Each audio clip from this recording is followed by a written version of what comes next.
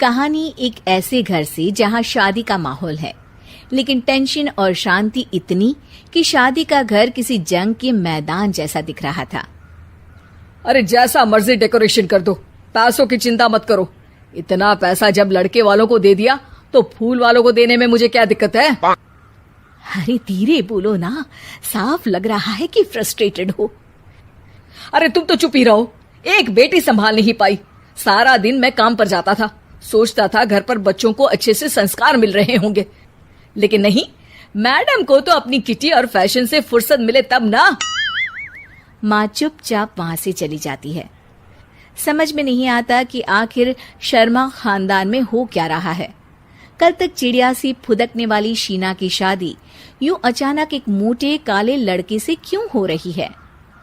शीना कमरे में हाथ में गुड़िया लिए बोलती है, मेरे साथ जो हो रहा है ठीक हो रहा है। तुम तो सब जानती हो, साहिल मेरे लिए भगवान है। अब जब वो ही नहीं मिला तो फिर कोई भी हो, जिंदगी ही तो जीनी है, जी लेंगे। बाहर शीना की बुआ किसी से बात करती है। अरे मोटा नहीं, उसे तो खाते पीते घर का कहते हैं।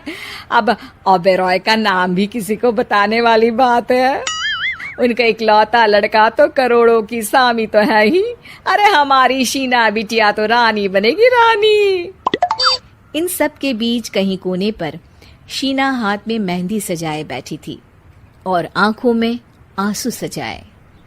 और वो समय भी आ जाता है जब शीना मंडप के नीचे हाथ में वरमाला लिए खड़ी होती है, लेकिन तभी अफरा तफरी मच जाती है।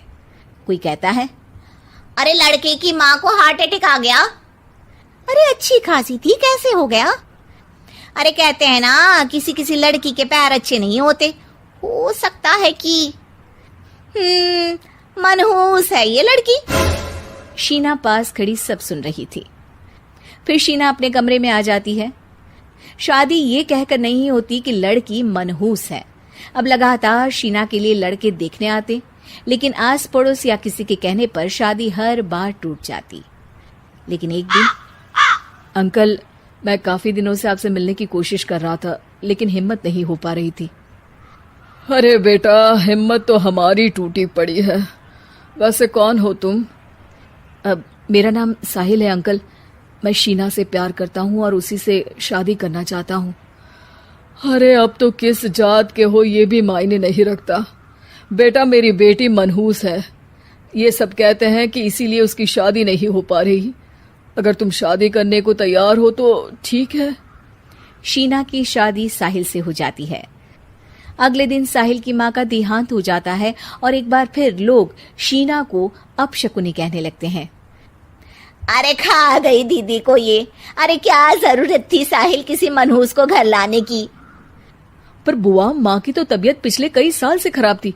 डॉक्टर्स ने जवाब दे दिया था। क्या पता ये भी उनका सौभाग्य हो कि वो बहू का मुंह देख पाई। अरे बहू का मुंह देख पाई, या ये कह लो कि बहू का मुंह देखते ही स्वर्ग लोक सिधार गई। खैर, हमें क्या, घर तुम्हारा है, हम तो चले। अब शीना को खुद पर ही शक होने लगता है कि कहीं सच में वो अपशकुनी तो नहीं। साहिल, हम दोनों की शादी नहीं हुई होती तो अच्छा था। देखो ना, कैसे पहले मेरी शादी टूटती थी और अब तुम्हारी माँ भी। अरे ऐसा कुछ नहीं होता शीना, अपशकुनी वगैरह कुछ नहीं होता। ये सब तो ईश्वर के खेल हैं। वो शादी तुम्हारी इसलिए टूट गई क्योंकि तुमको मेरी पत्नी बनाना था, और माँ का जाना तो तय था। वो काफी बुजुर्ग थी, साथ ही एक ऐसी बीमारी से जूझ रही थी जिसमें डॉक्टर्स भी उन्हें नहीं बचा पाते। शीना साहिल की बात सुनकर तसल्ली कर लेती है और वहां से चली जाती है। अगले दिन, शीना, अरे ओ शीना। क्या हुआ? उफ, कहीं फिर मेरी वजह से कोई नुकसान? अरे नहीं नहीं शीना, तुम जानती हो, जिस प्रॉपर्टी के केस को हम बरसों से लड़ रहे थे उस पर फैसला आ गया, वो भी हमारे हक में। अब हम करोड़पति हो गए शीना। शीना शांत रहती है। अरे क्या हुआ?